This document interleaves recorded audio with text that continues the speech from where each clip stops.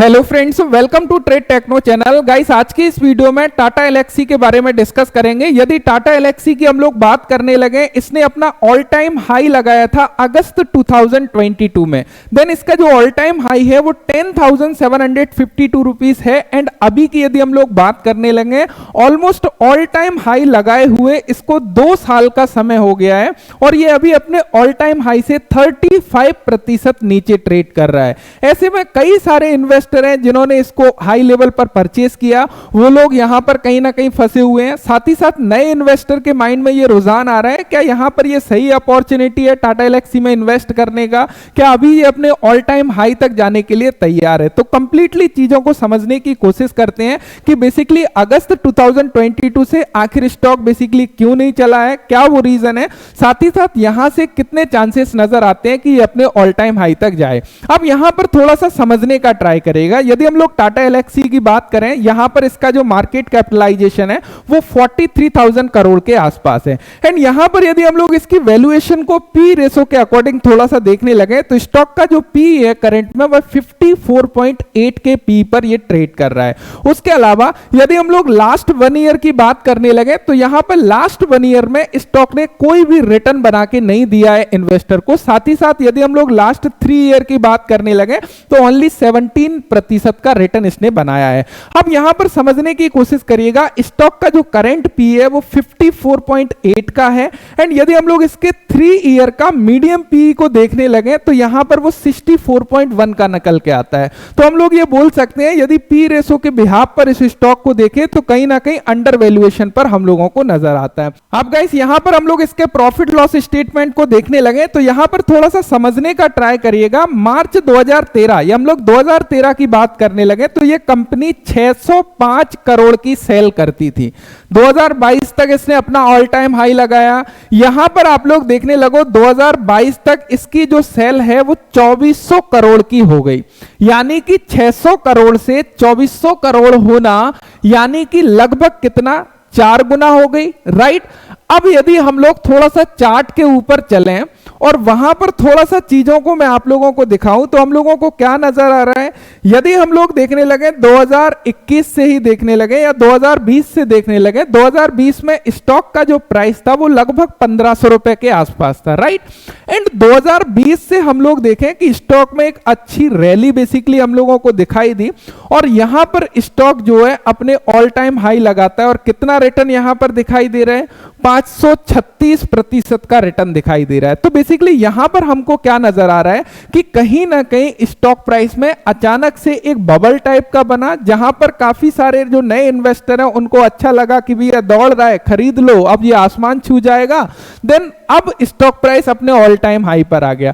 तो क्या ये वैल्यूएशन को उस टाइम मीट कर रहा है? बिल्कुल नहीं कर रहा है। अब इसके पास में 2 ऑप्शन है, या तो ये काफी लंबे समय तक कंसोलिडेशन फेज में चला जाए या फिर इमीडिएटली करेक्शन करके वहां आ जाए। तो करेक्शन करके वहां आना इतना पॉसिबल नहीं है क्योंकि एक अच्छा स्टॉक है। तो इसने क्या चुना, एक करेक्शन जो है किया हल्का सा, देन ये कंसोलिडेशन फेज में चला गया।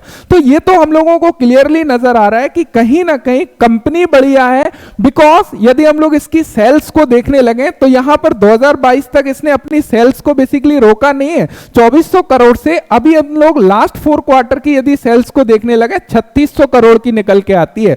तो यहां से भी लगभग जो है कहीं ना कहीं 1.5 गुना अपनी सेल्स को ये कर चुका है। तो कंपनी अपना कारोबार लगातार कर रही है, बिजनेस बहुत बढ़िया चल रहा है। लेकिन यहां पर क्या है ना, एक बबल टाइप का जो बनना या फिर लगना कि कहीं भैया ये अपॉर्चुनिटी हमसे मिस ना हो जाए, वहां पर स्टॉक प्राइस को खरीदना, जिससे स्टॉक प्राइस एक स्ट्रेच हो जाता है और उस स्ट्रेच को कहीं ना कहीं तो वो कंज्यूम करेगा, कहीं ना कहीं तो भी उसको समाएगा ना।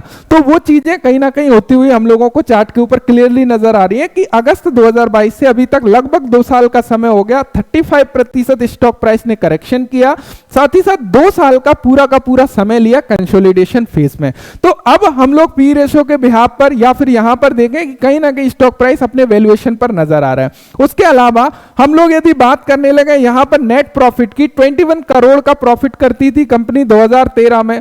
2022 तक यदि हम लोग यहां पर देखें, 2022 में इसका जो नेट प्रॉफिट था वो 550 करोड़ का था। देन अभी हम लोग देखें तो यहां पर कहीं ना कहीं 800 करोड़ के आसपास जो है कहीं ना कहीं हम लोगों को नजर आ रहा है। तो एक बहुत बढ़िया तरीके से कंपनी सेल कर रही है। कंपनी के नेट प्रॉफिट की बात करें, लगातार कहीं ना कहीं इंक्रीज हो रहा है, अपने रेवेन्यू को बढ़ा रही है, सारी चीजें बढ़िया नजर आ रही है। साथ ही साथ बैलेंस शीट की यदि हम लोग बात करने लगे, रिजर्व 161 करोड़ का था, हाईएस्ट एवर रिजर्व है 2443 करोड़ का रिजर्व कंपनी के पास में। यदि हम लोग कर्जा की बात करें, ना के बराबर कर्जा है, यदि हम लोग 2400 करोड़ के एवज में 225 करोड़ की बात करें, और कंपनी को कर्जा लेके काम करने की आदत ही नहीं है। तो यहां से ओवरऑल हम लोगों को क्या चीज नजर आ रही है कि कंपनी के जो फंडामेंटल है वो बढ़िया साउंड कर रहे हैं। अब हम लोगों को जरूरत है कि हम लोग थोड़ा सा टेक्निकल देखने का ट्राई करें। अब यहां पर कि सर ऐसी जो सिचुएशन बनती है उससे फंसने से बचने का क्या उपाय है? केवल एक ही उपाय है कि चार्ट को एनालाइज करो। चार्ट पर जब तक कोई पैटर्न हम लोगों को नजर नहीं आता है, या कहीं ना कहीं कोई बिहाव, कोई सिग्नल या कोई बेस हम लोगों को नहीं मिलता है, जब तक स्टॉक प्राइस को खरीदने का कोई मतलब नहीं है, आप डेफिनेटली फंसने वाले हो, राइट। लेकिन होता क्या है ना, जब स्टॉक प्राइस एक अच्छा कंसोलिडेशन कर जाता है या थोड़ा सा करेक्शन कर जाता है, वहां पर आप खरीदना नहीं चाहते हो। बिकॉज रीजन क्या है, वहां पर ये स्टॉक तो चल ही नहीं रहा है, इसको खरीद के क्या मतलब है। जो स्टॉक चल रहा है, ऑल टाइम हाई पर है, हाई पर हाई बनाते जा रहा है, वहां पर फंसने की जनरली आदत होती है। मैंने लगातार लक्स इंडस्ट्री के ऊपर 3 से 4 वीडियो बनाया था, जब वो 1400 रुपए से चल के अभी जो है कहीं ना कहीं 2000 रुपए के ऊपर निकल गया ना। अब काफी सारे कमेंट आ रहे हैं, सर अभी लक्स इंडस्ट्री को खरीद लें। इवन 1700-1800 रुपए के आसपास भी मैंने अगेन वीडियो बनाया था कि अभी भी कुछ नहीं बिगड़ा है लक्स इंडस्ट्री में, लाइक। तो वो चीजों को समझने की आवश्यकता होती है। देन अभी यदि टाटा एल्क्सी को हम लोग देखने लगे तो यहां पर थोड़ा सा चार्ट को समझने का ट्राई करते हैं। यहां पर वीकली टाइम फ्रेम लगा हुआ है, और वीकली टाइम फ्रेम में यदि हम लोग बात करने लगे तो यहां पर क्या हुआ, देखो यहां पर सिंपली समझने का ट्राई करिएगा कंप्लीटली चीजों को, जिससे कि चीजें क्लियर होती रहें। यहां पर हम लोगों को क्लियरली नजर आ रहा है कि स्टॉक प्राइस कहीं ना कहीं ये हमारे लिए एक अच्छी रेजिस्टेंस थी। यहां पर क्लियरली नजर आ रहा है ये हमारे लिए एक रेजिस्टेंस थी कंप्लीटली। इस रेजिस्टेंस को स्टॉक ने तोड़ा। यहां पर क्या हुआ, यहां पर मैक्सिमम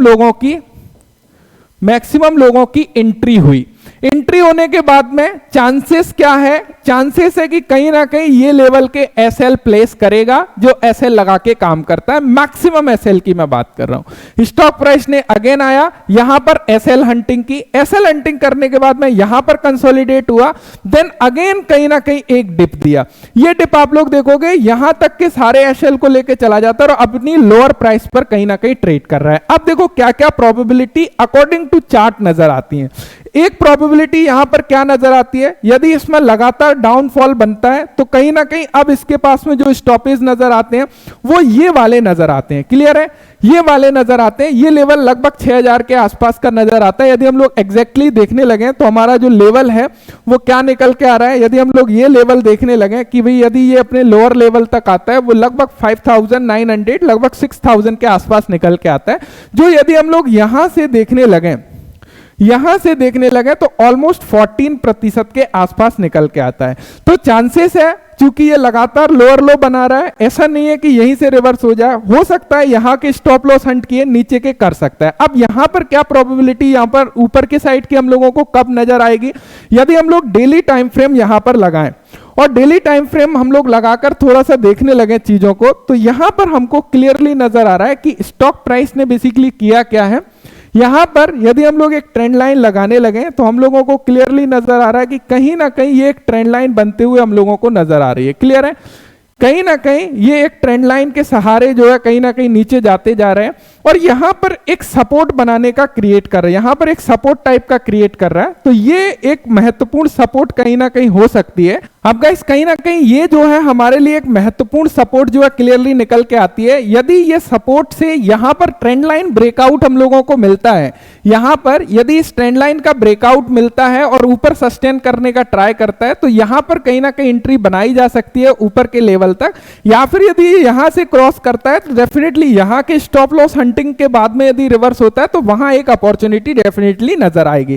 तो पहले स्टॉक प्राइस को कहीं ना कहीं बिहेव करने दीजिए, निकलने दीजिए, उसके बाद ही जो है कहीं ना कहीं हम लोग डिसीजन ले सकते हैं, यदि हम लोग अकॉर्डिंग टू टेक्निकल बात करने लगे। उसके अलावा यदि हम लोग यहां पर कुछ पैटर्न देखने लगे तो यहां पर हम लोगों को क्लियरली नजर आ रहा है कि यदि स्टॉक प्राइस ये ट्रेंड लाइन को ब्रेक करता है तो यहां पर सबसे पहला टारगेट हमारा 9000 के आसपास निकल के आता है, या फिर उसके अलावा हम लोग देखने लगे जो स्टॉक प्राइस है वो समवेयर अराउंड यहां से आप लोग देखोगे ये हमारा प्रॉपर कब्बित पैटर्न बना के भी ऊपर जो है निकल सकता है। कुछ इस तरीके से आप लोग देख सकते हो, यहां पे ये हमारा पूरा कप है, ये इस तरीके से हैंडल बनाते हुए कहीं ना कहीं ऊपर निकल सकता है, जिसके हाई चांसेस कहीं ना कहीं नजर आते हैं। अब इसके अकॉर्डिंग यदि हम लोग देखने लगे कि इसके अकॉर्डिंग हमारा टेक्निकल टारगेट बेसिकली क्या निकल के आएगा, तो यदि हम लोग इस कप की पूरी डेप्थ लें और यहां से यदि हम लोग इसको ऊपर प्लेस करने लगे तो इसका टेक्निकल टारगेट इसके ऑल टाइम हाई से भी ऊपर निकल के आता है, जिसके प्राइस की यदि हम लोग बात करने लगे तो यहां पर आप लोग देख सकते हो इसका जो प्राइस है वो लगभग 12,400 रुपीस का प्राइस है। एंड यदि हम लोग करंट मार्केट प्राइस से इसको देखने लगे तो इसका जो गेन है वो समवेयर अराउंड हमारा 80% का गेन निकल के आता है। लेकिन यहां पर हमको उतना कंफर्मेशन नहीं मिलेगा जितना कंफर्मेशन कब मिलेगा, एक सपोर्ट है, सपोर्ट के बाद में यहां पर ये जो ट्रेंड लाइन है इस ट्रेंड लाइन को ब्रेक करके कहीं ना कहीं इस तरफ कंसोलिडेट करता है तो वहां पर एंट्री बनाए तो ज्यादा बेहतर रहेगा और ज्यादा कंफर्मेशन के साथ में कहीं ना कहीं हम लोग सबसे ऊपर के टारगेट जो लगभग 12,000 का टारगेट है उसके लिए वेट कर सकते हैं इन द लॉन्ग रन। तो यहां पे मुझे उम्मीद है कि चार्ट को आप लोग समझ गए होंगे। देखिए सबसे इंपॉर्टेंट है आपने ये फाइंड आउट कर लिया कि कंपनी बेसिकली बहुत बढ़िया है, उसके बाद में वो अपने ऑल टाइम हाई से 35% डाउन है, साथ ही साथ अपनी सेल्स को लगातार इंक्रीज कर रही है, उसका बिजनेस चल रहा है, ये चीजें क्लियर है। उसके बाद में हमको चार्ट के ऊपर एक इंडिकेशन की आवश्यकता होती है, चार्ट के ऊपर हम लोगों को एक प्रॉपर पैटर्न की आवश्यकता होती है, तो कहीं ना कहीं वो भी हम लोगों को नजर आ रहा है। लेकिन अभी हमारे पास में क्या नहीं है, एक ट्रिगर पॉइंट नहीं है कि जहां पर हम लोग एग्जैक्टली अपनी एंट्री को बना सकें। तो उस ट्रिगर पॉइंट के लिए कहीं ना कहीं हम लोगों को वेट करना पड़ेगा जब तक स्टॉक प्राइस में थोड़ी सी पॉजिटिविटी हम लोगों को नजर नहीं आती। तो मुझे उम्मीद है कि कंप्लीटली चीजें आप लोगों की क्लियर हो गई होंगी। जिन लोगों के भी टाटा एलेक्सी के ऊपर जो है क्वेश्चंस थे, काफी लोग कमेंट कर रहे थे, साथ ही साथ आप लोग किस स्टॉक के ऊपर रिव्यू चाहते हैं नीचे कमेंट जरूर करिएगा। मैं पूरी कोशिश करूंगा कि उसके ऊपर वीडियो लेकर आऊं। Thank you so much video देखने के लिए। Thanks for watching and bye bye.